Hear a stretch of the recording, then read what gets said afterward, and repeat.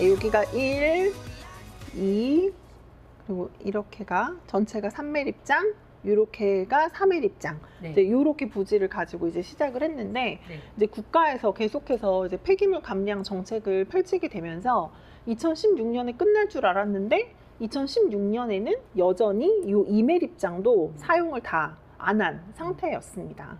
지금은 요 3매립장 전체 중에서 요 3-1 매립장 여기만 지금 이제 사자협의에 의해서 이제 여기를 쓰기로 협의를 해서 이제 사용을 하고 있는 상황입니다.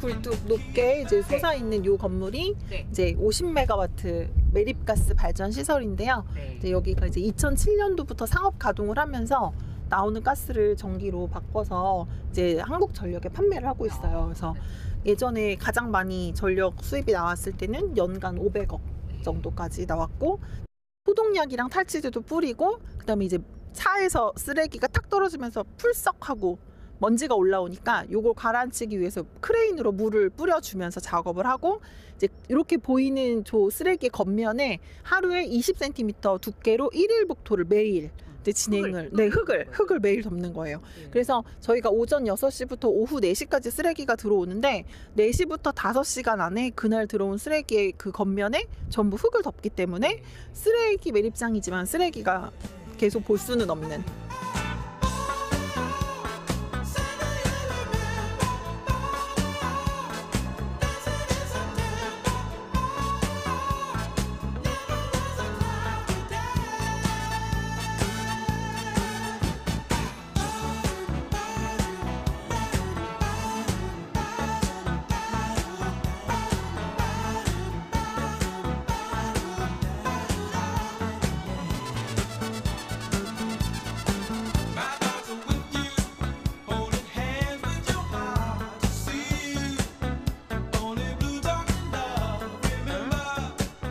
귀여운 강아지들도 많고 예쁜 꽃들도 많아서 너무 좋은 것 같아요. 매립지 이래서 약간 좀 부정적인 생각은 안 드셨었어요? 지금은 이렇게 예쁜 곳도 많고 자연도 많으니까 딱히 그런 생각은 안 하고 그냥 잘 즐기다 가는 그냥 그런 마음이에요. 그래도 지역에 이렇게 와서 둘러볼 수 있는 환경이 있다는 거는 좋은 거라고 생각합니다.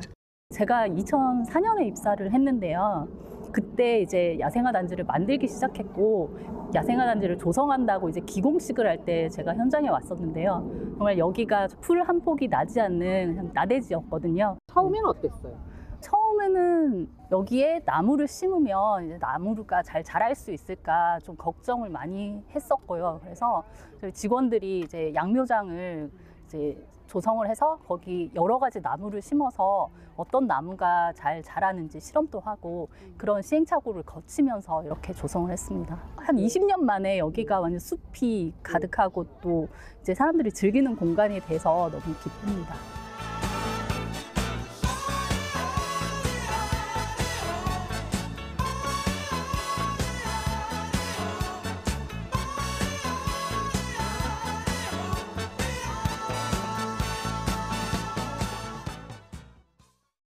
시청자 여러분 안녕하십니까? 인사이드 경인입니다.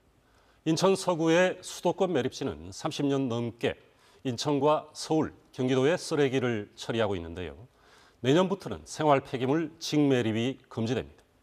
그런데 대체 매립지나 광역 소각장 확보가 쉽지 않은 상황이라 쓰레기 대란 우려도 나오고 있습니다.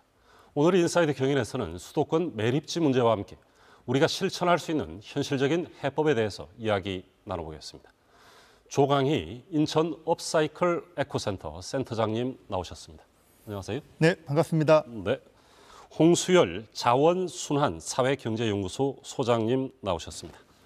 네, 반갑습니다. 네, 안녕하세요. 네, 센터장님. 현재 수도권 매립지를 둘러싸고 이 사용 종료 이슈와 대체부지 선정 그리고 내년 이 직매립 금지 등 여러 가지 이슈가 지금 얽혀 있는데 현재 상황의 심각성 어떻게 보십니까? 예, 뭐 언론에도 많이 언급되어 있지만 뭐 심각한 거는 사실이죠. 이게 이제 92년도에 매립지가 이제 처음 만들어졌는데 지금 30년이 더 흘리지 않았습니까? 이거를 지금 서울, 경기, 인천 3개 시도가 공동으로 사용하고 있는 문제가 있다 보니까 서로의 이해관계가 복잡하게 얽혀 있다 보니까 현재 쓰레기 문제가 굉장히 해결점을 못 찾고 계속 난항을 빚는 것으로 생각하고 있습니다. 네, 홍수일 소장께서는 어떻게 보십니까? 내년부터는 법적으로 직매립이 금지되잖아요. 네. 2023년 기준으로 한 60만 톤의 종량제 봉투가 바로 매립되고 있는데 내년부터 못 간다는 얘기죠. 그러면 지금 매립되고 있는 60만 톤의 쓰레기를 매립 이외의 방식으로 어떻게 처리할 거냐, 빨리 대안을 모색을 해야 되는 것이고요. 두 번째로는 이제 대체 매립지 구하는 이슈인데요. 이거는 법적으로 혹은 뭐 협약문상에서 연도가 명시되어 있지는 않지만 인천 시민들은 조속하게 폐쇄하고 대체 매립지를 구할 것을 요구를 하고 있기 때문에 이 대체 매립지 부지를 어떻게 조속하게 마련할 것인가에 대한 지금 작업들이 빨리 진행될 필요가 있죠. 네, 조광희 센터장님. 먼저 직매립 금지부터 얘기를 해보겠습니다. 네. 정부가 2021년에 폐기물 관리법 시행 규칙 개정을 하면서 2026년부터 직매립 금지를 예정 예고되어 왔습니다. 그 배경이 뭔가요? 따지면은 지금까지 쓰레기를 그냥 땅에다가 묻는다는 것은 굉장히 좀 낮은 방식의 처리 방식이거든요. 어차피 기본적으로 선진국에서는 쓰레기를 땅에서 묻는기보다는 소각을 처리하거나 가능한 재활용을 하거나 이런 노력이 먼저 우선이 돼야 되는 거죠. 그런 측면에서 봤었을 때는 내년에 직매립 금지는 너무나도 당연한 수순이고요. 그 직매립 금지가 반드시 이루어져서 쓰레기 전체의 양을 줄이는데 일조하는 방향으로, 그리고 그것이 매립이 아니고 소각이라든가 다양한 다른 방식을 통해서 다시 자원이 재활용될 수 있도록 그런 과정의 일환이 있기 때문에 굉장히 중요한 어떤 과정이라고 저는 생각하고 있습니다. 네, 홍수일 소장님. 이 생활 폐기물 직매립이 금지되면 지금과는 어떻게 달라지는 겁니까? 지금은 종량제 봉투채로 이렇게 매립을 한다고 말씀하셨는데. 그러니까 종량제 봉투를 바로 매립하는 것을 직매립이라고 하는 거고요. 종량제 봉투를 태워서 소각재를 매립하는 건 간접 매립인데, 그러니까 간접 매립은 허용을 해주고 직매립을 금지한다라고 하는 건데, 지금 현재 수도권 지역에서 1년에 직매립을 하고 있는 양이 약 61만 톤 정도 되거든요. 그러면 이렇게 바로 가는 양이 금지가 되는 거니까 결국은 소각을 해야 되는데 수도권 지역의 공공 소각장이 또 그만큼 확보가 되어 있지 않거든요. 그래서 내년에 당장 직매립을 금지한다라고 했을 때 현재 매립장이 보내고 있는 이 60만 톤에 달하는 종량제 봉투는 그럼 어떻게 처리해야 될 것인가라는 문제가 발생을 하는 것이죠.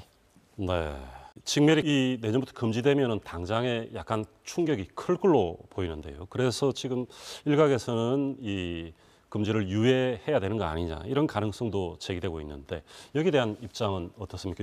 먼저 조광희 센터장님부터 말씀해 주시죠. 이게 직매립 금지가 처음 나온 게 아니고요. 한 몇 년간 유예 기간을 줬던 겁니다. 그러니까 다 알고 있는 사실이거든요.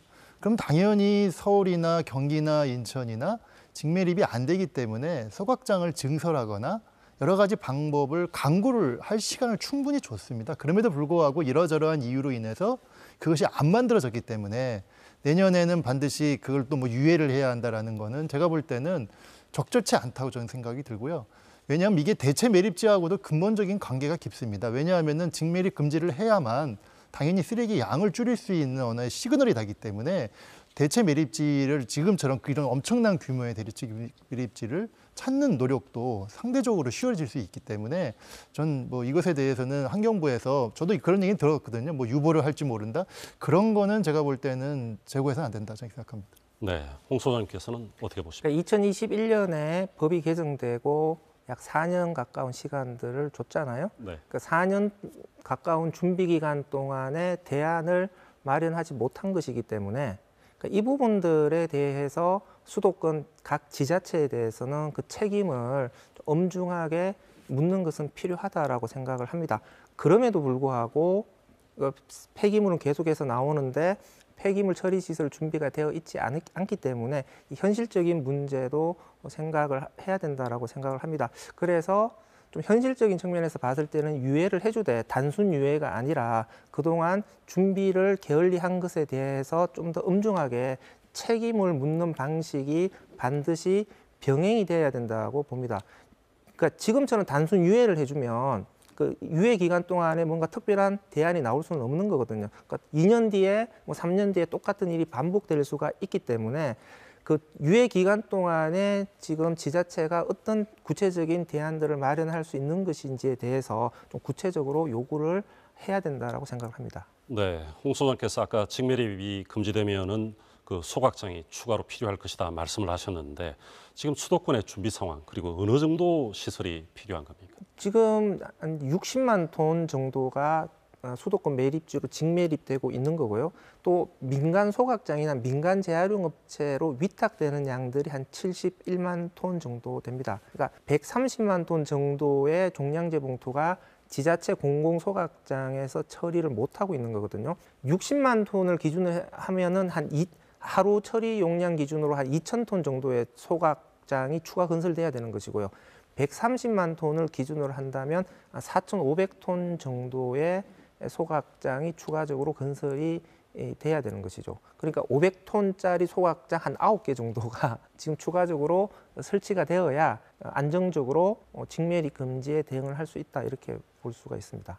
조광희 센터장님, 지금 수도권의 준비 상황이 사실상 네. 되지 않은 상황인데요. 네. 당장 내년에 직매립이 금지되면은 네. 이 쓰레기 종량제 봉투들은 어디로 가야 되는 겁니까? 일단 지금 상황에서는 직매립이 금지되니까 아까 언급하신 대로 소각장으로 1차적으로 갈 수밖에 없습니다. 가장 중요한 건 이제 공공소각장이나 민간소각장으로 가야 될 거고요.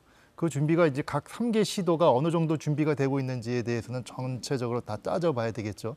근데 이제 제가 볼 때는 이 소각장이 4년의 기간의 여유 기간을 뒀음에도 불구하고 이렇게 증설되지 않은 것에 대해서는 기본적으로 뭐 주민들과의 어떤 여러 가지 마찰과 갈등 이런 문제도 있지만 특히 이 소각장 문제를 거의 무슨 폭탄 돌리기 하듯이 이건 우리 지역에 들어오면 안 돼라는 어떤 이런 쓰레기에 대한 근본적인 어떤 인식의 전환을 바꿔내지 못했다는 것이 지금의 어떤 서울, 경기, 인천의 지자체장들의 기본적인 저는 문제라고 생각합니다. 네, 센터장님. 이 직매립이 금지될 경우에는 이 땅 오염은 좀 줄어들겠지만 이 대기 오염이 네. 약간 더 심해지는 거 아니냐 이런 우려도 있는데 어떻게 맞습니다. 일부 주민들이 그런 얘기를 많이 하시죠. 소각장 증설하게 되면은 다이옥신에 뭐 이런 우려가 있었는데 그 거의 제가 볼 때는 거의 뭐 10여 년, 20년 전의 이야기고요. 지금은 이 관리가 굉장히 철저하게 돼 있고요. 기술의 혁신이 다 이루어져서 여러 가지 뭐 질소산화물이니 뭐 항산화물이니 미세먼지니 대기오염 특히 또 악취 문제 이런 문제는 과거와 비해서 굉장히 높아졌기 때문에 제가 볼 때는 그것에 대한 어떤 우려는 거의 이제는 하지 않으셔도 될 정도로 저는 개인적으로 그렇게 생각합니다. 네, 알겠습니다. 조광희 센터장님, 이 직매립 금지와는 별도로 이 수도권 매립지의 2025년 사용 종료 여부가 네. 이번 국감에서 이슈가 됐었습니다. 어떻게 그 현실성 어떻게 보고 계셨습니까? 그러니까 수도권 매립지가 이제 지금 대체 그 종료를 하면은 다음에 대체 매립지로 나가야 되는 거잖아요. 아까 언급드린 대로 현재 수도권 매립지가 30여 년이 지났거든요. 그러니까 92년에 시작했으니까 그때 서울, 경기, 인천이 3개 시도가 공동으로 매립지를 만든 건데 이것이 그 이후에 기초 지자체가 되면서 이제 행정국이 달라졌기 때문에 이거를 계속 한 곳에서 같이 한다라는 어떤 매립지를 구한다는 건 제가 볼 때는 굉장히 어렵다 이렇게 생각합니다. 기본적으로 이 발생지 처리 원칙에 근거해서 서울은 서울대로, 경기는 경기대로, 인천은 인천대로 할 수 있는 방안을 최대한 모색을 해보고 만약 그것이 어렵다고 했었을 때 다른 지역이 묻을 수밖에 없었을 때는 뭐 소각할 수밖에 없을 때는 그런 것에 어떤 양해를 할 수 있는 서로의 어떤 협의가 필요한 것인데 그런 거를 없는 상태에서 무조건 대체 매립지를 따로 어디 구해본다 이건 굉장히 좀 현실적으로 어려운 문제라고 봐줄 수밖에 없다 생각합니다. 네. 홍소열 소장께서는 수도권 매립지 2025년 사용 종료 여부 어떻게 보셨습니까? 그러니까 현실적으로는 저는 불가능한 이야기들이다라고 생각을 합니다. 그러니까 2025년에 수도권 매립지를 종료해야 된다는 이야기는 근거는 어디도 없습니다. 그러니까 현재 쓰고 있는 3-1 매립장의 사용이 종료될 경우에 이제 수도권 매립지를 종료한다는 얘기인데 현재 3-1 매립장의 여유 용량들이 있기 때문에 이거는 이제 3-1 현재 쓰고 있는 매립장이 종료될 경우에 이제 계속 3-2 매립장을 쓸 거냐 아니면 수도권 이외에 경기도 등지의 다른 지역에서 대체 매립지를 구할 거냐 좀 이런 식으로 논의를 풀어가야 된다라고 생각을 합니다. 네, 자연스럽게 이제 대체 매립지 선정 문제로 넘어왔는데요. 최근에 4차 공모에서 일단 민간 2곳이 응모를 했습니다. 지난 그 1, 2, 3차에서는 아예 응모 단체가 없었지 않았습니까? 일단 민간 2곳이 응모를 했는데 어떤 곳인지는 아직 공개를 하고 있지 않습니다. 앞으로 이 대체부지 선정 어떻게 진행된 걸로 보십니까? 그러니까 언급하신 대로 이번에 4차 공모를 했는데 2곳의 민간에서 지원했다라는 이제 소식이 나왔습니다. 1차, 2차, 3차 때 아무도 지원하지 않았거든요. 그래서 이제 이번에 4차를 하면서 공모 방법을 좀 바꿨죠. 그래서 많이 완화를 했죠. 크기도 줄였고요. 네. 그리고 과거에는 크기만 생각했는데 이제는 용량을 또 중심으로 또 했었고, 그리고 과거에는 또 공공만 지원할 수 있겠는데 이번처럼 민간도 지원할 수 있게끔 했고, 그리고 인센티브로 뭐 3천억 뭐 얘기도 이렇게 넣습니다. 그러다 보니까 민간에서 2군데에 지원했다고 하는데 저 개인적으로는 좀 부정적입니다. 왜냐하면 민간에서 했다 하더라도 결과론적으로는 그 행정기초지자체나 주민들의 동의를 얻어야 되거든요. 그 동의를 얻을 수 있을까에 대해서는 제가 볼 때는 현재의 어떤 분위기로 봤었을 때는 굉장히 좀 부정적이고, 왜냐하면 또 내년에 또 지방선거가 또 있기 때문에 그거 연동 지은다 하더라도 민간에서 신청했다 하더라도 결과론적으로는 주민과 행정의 동의를 전제로 해야 되기 때문에 쉬운 문제는 아니다 이렇게 생각합니다. 네, 지금 주민 수용성 말씀을 해주셨는데 홍 소장께서도 역시 그런 시각입니까? 일단은 2곳의 상황이 어떤지를 모르기 때문에 단정적으로 이야기할 수는 없지만 상황적으로는 쉽지는 않겠다라고 생각을 합니다.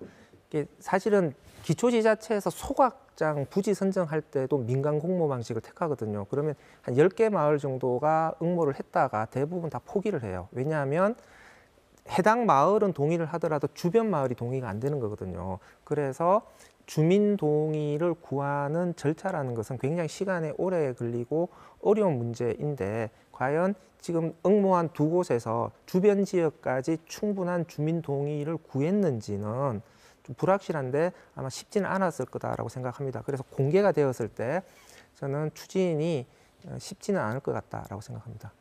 네. 대체 매립지 선정이 쉽지만은 않을 것 같다. 두 분 같이 이제 공통된 의견을 주셨는데, 조광희 센터장께서는 인천에서 이제 환경운동을 해오시면서 특히 그 수도권 매립지 주변 주민들도 많이 만나보셨을 텐데, 이 매립지 주변 주민들의 이 불편, 불만, 고통 주로 어떤 얘기들을 많이 하십니까? 이 매립지 문제가 이렇게 크게 논란됐던 거는 진짜 그 한 10여 년 전에 그 악취 문제가 제일 컸던 문제고요. 그리고 이제 또 침출수 문제, 쓰레기로 나온 침출수로 인해서 해양이 오염되거나 하천이 오염되는 문제였고, 그리고 뭐 아까 지적하셨던 일정 정도의 또 대기 문제가 있었는데요. 근데 지금은 많이 달라졌습니다. 지금 과거 10년 전에 어떤 그 환경적인 어떤 부정적인 부분을 현재까지도 동일한 관점에서 보는 건 저는 적절치 않다. 왜냐하면 현재 수도권 매립지 같은 경우에는 1매립장이 완료가 된다면 위에 골프장이 지금 만들어져 있지 않습니까? 농담 삼아 하는 얘기가 골프장 부킹하기가 어려울 정도로 많은 사람들이 거기서 골프를 치고 있고, 지금도 매립지에 바로 국화축제라고 해서 시민들이 광범위 많이 참여하는 축제를 벌일 정도로 환경적인 문제는 굉장히 많이 나아지고 있기 때문에 그 매립지 인근의 지역 주민과 또 인천에 있지만 좀 떨어져 있는 지역 주민과의 어떤 이해관계나 어떤 관심도가 굉장히 차이를 갖고 있는 상황이다라는 생각을 갖고 있습니다. 네. 그리고 이 대체부지 선정을 위해서는 이 보상 범위를 넓히고 또 주민 갈등을 해소하기 위해서 특별법 제정이나 대통령실에 이 전담 기구를 둬야 된다, 이런 의견도 있는데 어떻게 그걸로 아까 그 부정적인 그런 입장을 주셨는데 그런 걸로 해결이 될까요? 뭐 일부에서 특별법 얘기도 나오고 뭐 여러 가지 뭐 이건 청와대에서 나서야 되는 거 아니냐 이런 얘기가 나오는데, 일단은 이게 지금 3개 시도가 사자 협의를 통해서 출발이 된 거기 때문에 환경부까지 포함해서 지금은 이제 기후에너지 환경부로 바뀌었지만, 그래서 이제 그 사자 협의 차원에서 일단은 방안을 찾아내는 게 저는 우선적이라 생각하고요. 그리고 플러스해서 현 정부에서도 이게 수도권 2천만 시민들의 어떤 쓰레기 대란의 문제에도 약이 될 수 있기 때문에 뭐 국무총리실이라든가 뭐 좀 더 청와대에서 좀 더 관심 있게 좀 이렇게 하는 거는 필요할 것 같은데요. 이 특별법으로 되려면 또 국회의원들이 또 동의를 해야 되는데 국회의원들이 또 3개 시도가 생각이 또 다 다릅니다. 그러니까 또 이게 쉬운 문제는 아닐 거라고 생각이 듭니다. 네. 홍 소장께서는 이 대체 매립지 선정 어떻게 접근해야 이게 해법을 마련할 수 있다고 보십니까?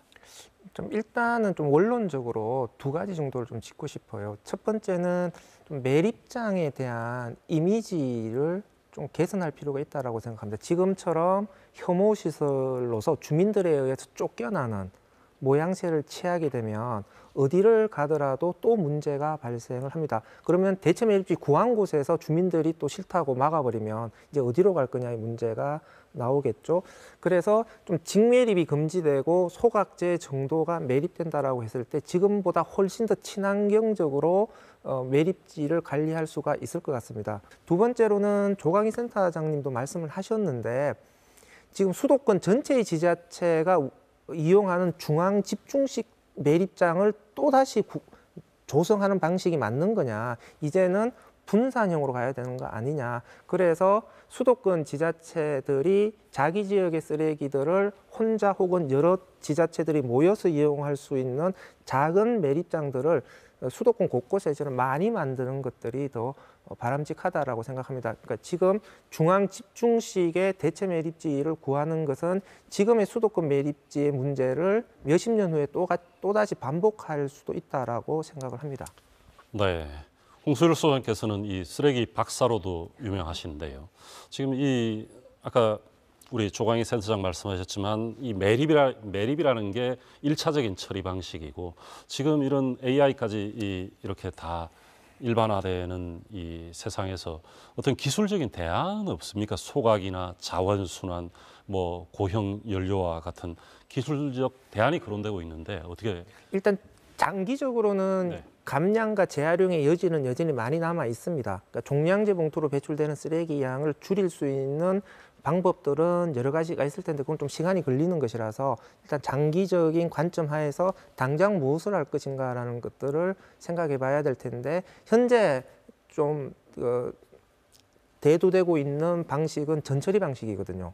그러니까 종량제 봉투를 바로 소각장에 넣을 필요가 있느냐. 종량제 봉투 안에도 재활용할 수 있는 것들이 있거든요. 특히 폐비닐 같은 경우에는 걸러내면은 충분히 재활용을 할 수가 있습니다. 그러니까 전처리 방식을 사용해서 종량제 봉투 안에서 재활용할 수 있는 것들을 걸러내면 종량제 봉투의 양을 절반 이상으로 줄일 수 있어요. 이 방식들을 적절하게 잘 활용하면은 저는 현재 수도권 지역에서 가동하고 있는 소각장만으로도 현재 매립되고 있는 종량제 봉투를 흡수할 수 있다고도 생각을 하거든요. 그러니까 대규모 소각장을 짓겠다라는 그런 이 방식만을 고집할 필요는 없다라고 생각을 합니다. 좀 더 대안적인 방법들도 병행해서 추진을 함으로써 소각장 일변도로 추진을 했을 때 소각장이 주민 저항에 의해서 막혔을 때 또 대안이 없어져 버리는 이런 잘못을 범하지는 말았으면 좋겠다라고 생각합니다. 네, 알겠습니다. 이 쓰레기 문제는 수도권만의 문제가 아닙니다. 근본적으로는 쓰레기 배출량을 줄이고 이 재활용률을 높여야 할 텐데 그리고 올해가 쓰레기 종량제 시행 이 30주년인데 어떤 보안 상황이나 이런 부분들은 어떻게 접근해야 할까요? 지금의 그 쓰레기 관리 시스템을 조금 더 정밀하게 분석을 할 필요가 있습니다. 첫 번째, 가정보다는 비가정계 쪽에서의 분리배출 문제가 심각합니다. 그러니까 폐비닐 같은 경우에는 종량제 봉투로 많이 버리거든요. 건물 같은 곳에서는. 그래서 비가정계 지역에서의 분리배출을 좀 더 철저하게 할 필요가 있을 것 같고요. 그다음에 여전히 종량제 봉투에 버리는 쓰레기들 중에서도 따로 모을 수만 있다면 재활용할 수 있는 것들이 많습니다. 예를 들어서 뭐 갈비탕집에서 나오는 뼈 같은 것들도 굉장히 좋은 자원이거든요. 그 카페에서 나오는 커피 찌꺼기 그리고 일본에서는 일회용 기저귀도 다 재활용을 합니다. 그러니까 새롭게 재활용할 수 있는 것들을 계속해서 발굴하고 그것을 재활용할 수 있는 시스템을 구축한다면 지금보다 재활용률을 대폭 더 높일 수가 있습니다. 그러니까 분리배출을 좀 더 철저히 하고 그다음에 전처리 시스템을 통해서 종량제 봉투로 버린 것들도 또 걸러내고 이렇게 한다면 소각 매립되는 양 자체를 지금보다 훨씬 더 줄일 수가 있거든요. 좀 이런 체계들을 좀 구축할 수 있도록 지자체가 많은 노력을 기울일 필요가 있다라고 생각합니다. 네, 조광희 센터장님, 이 종량제와 함께 플라스틱 쓰레기나 이렇게 분리 배출이 지금 이루어지고 있지 않습니까? 네. 이 기후부의 자료를 보면 이 생활 폐기물 재활용률이 23년 기준으로 58%입니다. 이 정도면은 만족할 만한 수준인가요? 어떻습니까? 아직도 배가 고프죠. 네. 만족할 정도는 아니고요. 네. 다만 그럼에도 불구하고 좀 약간의 통계의 헛수는 좀 있습니다. 이게 이 수치라는 것이 통계를 잡기 위해서 하는 게 좀 있다 보니까 실제로 재활용률이 그렇게 나온다 하더라도 거기에 일부 뭐 열적 재활용이라든가 여러 가지 뭐 다른 용도로 하는 것도 재활용으로 또 하는 경우도 있어서 그 수치를 모두 믿을 수는 없지만 하여튼 재활용을 높여주는 거는 대단히 중요하죠. 그래서 저는 매번 얘기하는 거는 재활용을 높이기 위해서는 재활용한 다음에 이것이 다른 걸로 뭐가 활용이 돼야 되는 거거든요. 근데 많은 경우 아까 같은 경우도 콘크리트나 건물 부셔가지고 나오는 거를 순환 골재로 만들지만 그 골재를 사용하지 못해가지고 그냥 쌓아놓거나 그냥 방치된 경우가 너무 많습니다. 그래서 그런 재활용을 이용해서 좀 뭔가 산업에 이용할 수 있는 그런 뭐 업사이클 산업이라든가 이런 부분이 좀 더 활성화될 필요가 있겠다 이렇게 생각합니다. 네. 앞서 동영상으로도 봤는데 인천 업사이클 에코센터, 네. 인천시만의 특별한 이 공간 같은데 어떤 곳인지 간단하게 소개 부탁드립니다. 금방 말씀드린 대로 이 재활용을 하려면 이것이 재활용된 거를 뭔가 다른 상품으로 좀 더 업그레이드를 해서 이렇게 상품화 시켜가지고 그거를 사람들한테 사용할 수 있도록 하는 프로그램입니다. 그래서 기본적으로는 쓰레기를 줄이기 위한 노력을 교육을 첫 번째로 우선적으로 하고요. 그리고 재활용을 하려면 이제 분리배출을 정확하게 또 해야 되니까요. 그런 걸 통해서 나와 있는 재활용 분리배출을 통해서 나오는 재활용물을 다른 어떤 새로운 상품으로 이렇게 업사이클 제품으로 만드는데 기업을 지원하거나 그런 노력을 하는 기관이라고 보시면 되겠습니다. 예, 이제 대담 마무리할 시간인데요. 이 매립지 문제를 포함해서 쓰레기 문제 꼭 어떤 뭐 당부사항이 있다면 마무리 발언 부탁드립니다. 그러니까 저는 이 수도권 매립지 문제가 단순한 지역 주민의 갈등 문제가 아니라 이 문제를 계기로 해서 우리 사회의 쓰레기 관리 시스템이 좀 더 선진화될 수 있는 좋은 계기가 되기를 바라겠습니다. 네, 조광희 센터장님. 저는 뭐 근본적으로 쓰레기가 가능한 나오지 않도록 사회적 시스템이 돼야 되려면 일단 일반 시민들께서 가능한 물건을 오래 쓰셔야 되고 쉽게 버리지 않도록 하는 거. 그리고 또 행정당국이나 이 기초지자체 단체장들한테는 쓰레기 봉투값을 올리는 거에 대해서 너무 어려워하지 말았으면 좋겠다. 그래서 이 쓰레기 버리는 것이 굉장히 좀 힘들어야 사람들이 쓰레기를 덜 버리고 또 그걸 아끼는 그런 문화가 빨리 정착이 됐으면 좋겠습니다. 네, 두 분 오늘 말씀 감사합니다. 네, 감사합니다. 수도권 매립지는 점점 포화 상태에 이르고 있고 생활 폐기물 직매립이 곧 금지됩니다. 현안을 해결하려는 정부의 노력과 함께 폐기물 발생량을 줄이고 재활용률을 높이려는 개인과 기업의 노력 역시 소중합니다. 오늘 인사이드 경위는 여기서 마무리하겠습니다. 시청해 주신 여러분 감사합니다.